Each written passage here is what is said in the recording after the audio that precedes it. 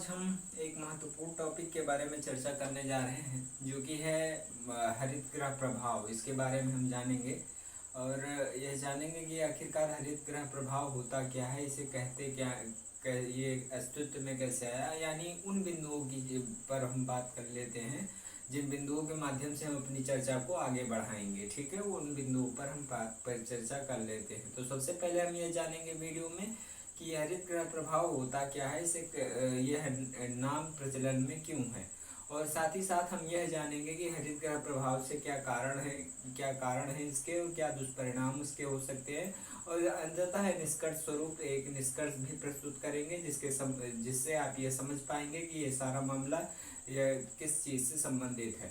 और आपकी परीक्षा में यानी आपके प्रश्न पत्र में भी इसी प्रकार से प्रश्न आता है, तो आप इसे सॉल्व करने का प्रयास करेंगे। तो चलिए, फिलहाल प्रयास कर हमारा यही रहेगा कि आपको जो है सारा कॉन्सेप्ट पूरी तरह से क्लियर करा दिया जाए। हरित गृह प्रभाव उसे कहा जाता है जैसे कि वर्तमान समय में जो कांच के जो दीवारें बनाई जाती हैं, पृथ्वी के तापमान को बनाए रखने की अवस्था को ही हरित गृह प्रभाव कहा जाता है। ठंड जलवायु वाले प्रदेशों में ये व्यवस्था अपनाई जाती है। ठंड जलवायु वाले प्रदेशों में क्या किया जाता है कि ठंड के सीजन में जब ठंड और ज़्यादा बढ़ जाती है तो उस समय उनके लिए परिस्थिति यह होती है कि वो अपने फसलों को बचाएं कैसे, अपने फसलों का संरक्षण कैसे करें। तो अपने फसलों के संरक्षण करने के लिए उनके पास केवल एक ही उपाय या एक ही विकल्प मौजूद होता है, और वो कांच लगा करके अपने खेतों में, अपने चाहे वो साग सब्जियों के खेत हों या फिर अनाजों के खेत हों, फलों फूलों के खेत हों, उनमें वो उनको संरक्षित करने के लिए, उनको बचाए रखने के लिए वो कांच के जो है कांच के घर बना देते हैं उनके ऊपर कांच के द्वारा, और सफ़ेद कांच का प्रयोग करके, जिससे जो है पृथ्वी से सूर्य की किरणें तो आती हैं, सूर्य की किरणें तो वायुमंडल से सीधा पृथ्वी तक आती हैं, परंतु पृथ्वी पर सीधा आते ही वो कांच के उसी डिब्बे में रह जाती हैं, यानी कांच के उसी बनाए हुए घर में रह जाती हैं, और वहाँ का तापमान सेम टू सेम, यानी जैसा वो चाहते हैं वो अपनी इच्छा अनुसार वैसे गर्म बनाए रखते हैं। यानी तापमान को गर्म बनाए रखने की ही अवस्था को तापमान को गर्म बनाए रखने की, यानी भूमिगत तापमान को गर्म बनाए रखने की ही प्रक्रिया को हरित गृह प्रभाव कहा जाता है। वायुमंडल में विद्यमान ट्रेंस गैसें, यानी ट्रेंस गैसें में जल वाष्प, कार्बन डाइऑक्साइड, मीथेन, क्लोरोफ्लोरोकार्बन, क्षोभ मंडलीय ओजोन तथा नाइट्रेट्स ऑक्साइड, ये सारी गैसें ट्रेंस गैसें में आती हैं। ये सारी गैसें सौर ऊर्जा से प्राप्त एवं पृथ्वी की इंफ्रारेड ऊर्जा के रूप में निकले ताप को बाह्य वायुमंडल में नहीं जाने देती। और जब ये सारी गैसेस आती हैं तो ये सारी गैसेस आकर के उसी में विद्यमान हो जाती हैं, और ये फिर उसके बाद बाहर वायुमंडल में वापस ये नहीं जा पाती, ये उसी कांच के डिब्बे में पैक हो जाती हैं, बंद हो जाती हैं। और उसके उपरांत क्या होता है, उसके उपरांत यह होता है कि जैसे ठंड क्षेत्रों में, यानी जाड़े के मौसम में जब ठंड क्षेत्र जो होते हैं, जैसा कि हमने अभी बताया, तो साग सब्जी उगाने हेतु वहाँ के लोग इस कार्य का, इस पूरे जो है कह सकते हैं एक प्रकार से, इस पूरे इस पूरे एक प्रणाली का इस्तेमाल करते हैं। इस प्रणाली का इस्तेमाल करके वो अपने साग सब्जियों को ठंड के सीज़न में, पाले के सीज़न में ठंड से बचाते हैं। और साथ ही साथ यहाँ साग सब्जी उगाने के लिए चारों तरफ से दीवारों से ढक दिया जाता, ताकि सूर्य की किरणें जो हैं वो खेत में तो प्रविष्ट करें, पर खेत में प्रविष्ट करने के बाद वो बाहर ना निकलने पाए। ये गैसें पृथ्वी तल पर सूर्य ताप को आने तो देती हैं, पर ये दीर्घ तरंगीय इंफ्रारेड विकिरण को वायुमंडल के ऊपरी परतों में जाने नहीं देती। यानी जो तरंगे वापस सूर्य से जो भी तरंगे हमें मिल रही हैं, वो तरंगे तो सीधा कांच के डिब्बे में आ जाती हैं, पर कांच के डिब्बे से वापस बाहर नहीं जा पाती।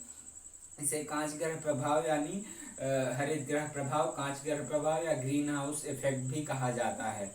जलवाष्प के पश्चात कार्बन डाइऑक्साइड बहुतायत एवं अति प्रभावकारी कांच ग्रह प्रभावोत्पादक गैस है। यानी कार्बन डाइऑक्साइड जो है वो बहुत प्रभावकारी है इसमें, और कार्बन डाइऑक्साइड गैसेस के कारण ही ये सारी जो गैसेस होती हैं ये आकर के गैसेस उसी में समाहित हो जाती है, प्रविष्ट हो जाती हैं, और प्रविष्ट होने के बाद ये बाहर नहीं निकल पाती।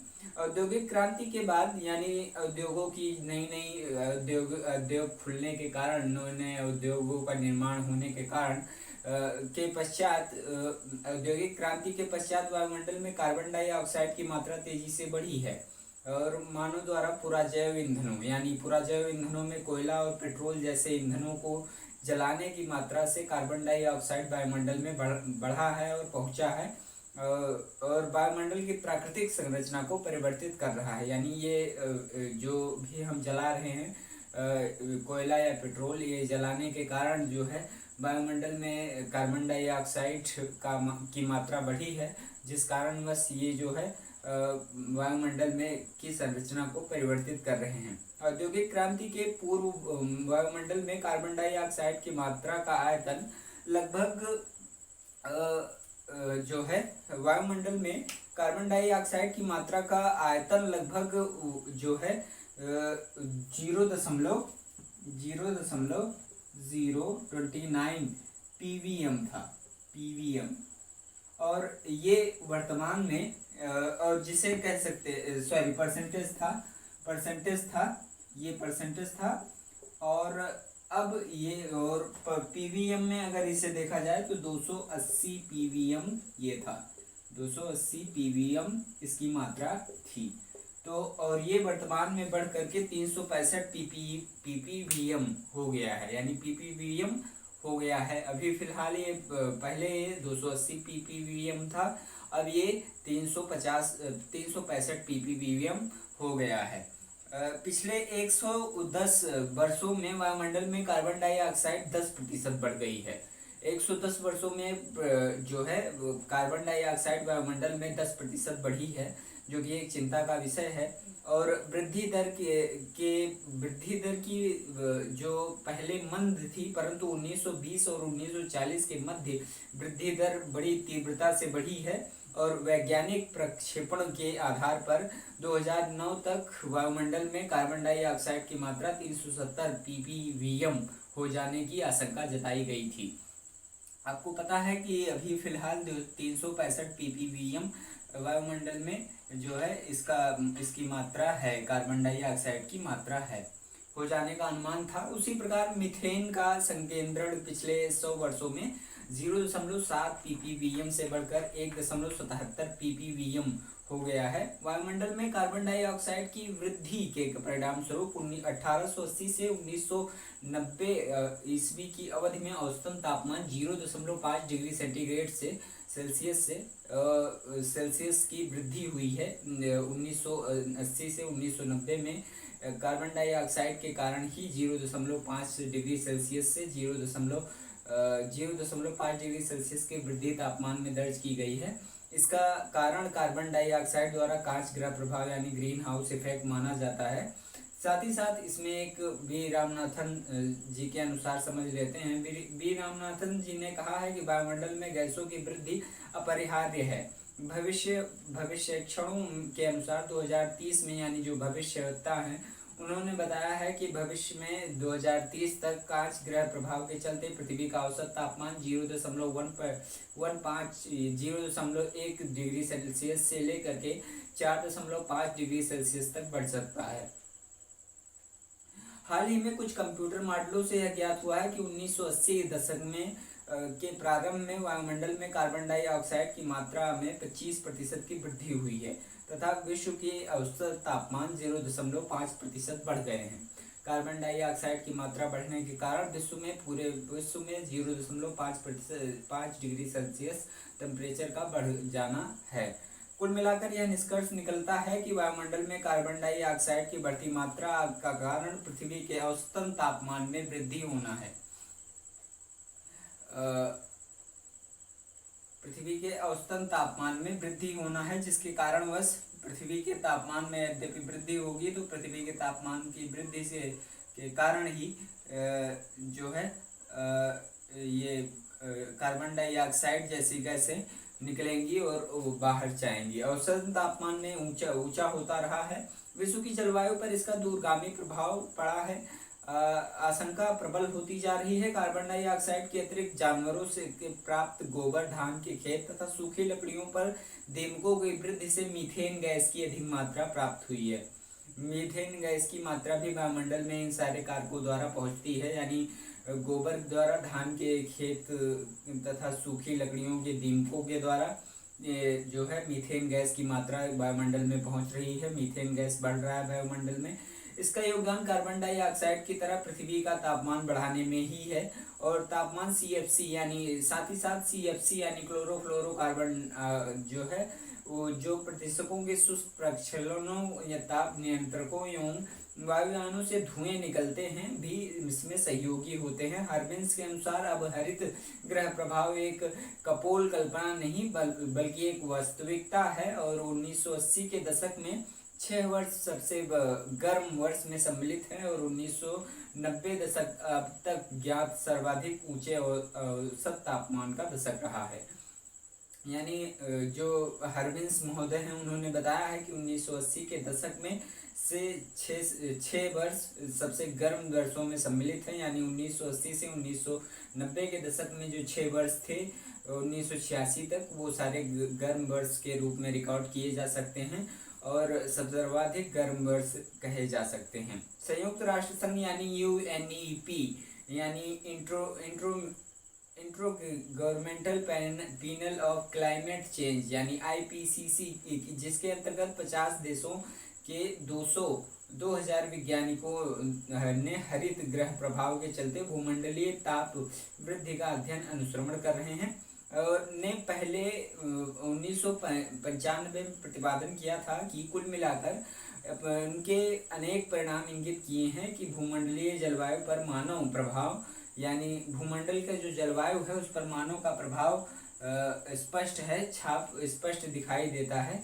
यानी कुल मिलाकर उन लोगों के अध्ययन के अनुसार कहा जा सकता है कि 1995 के 95 के प्रतिवेदन में उन्होंने यह बताया था कि कुल मिलाकर प्रमाण इंगित करते हैं कि भूमंडलीय जलवायु पर मानव प्रभाव की स्पष्ट छाप है।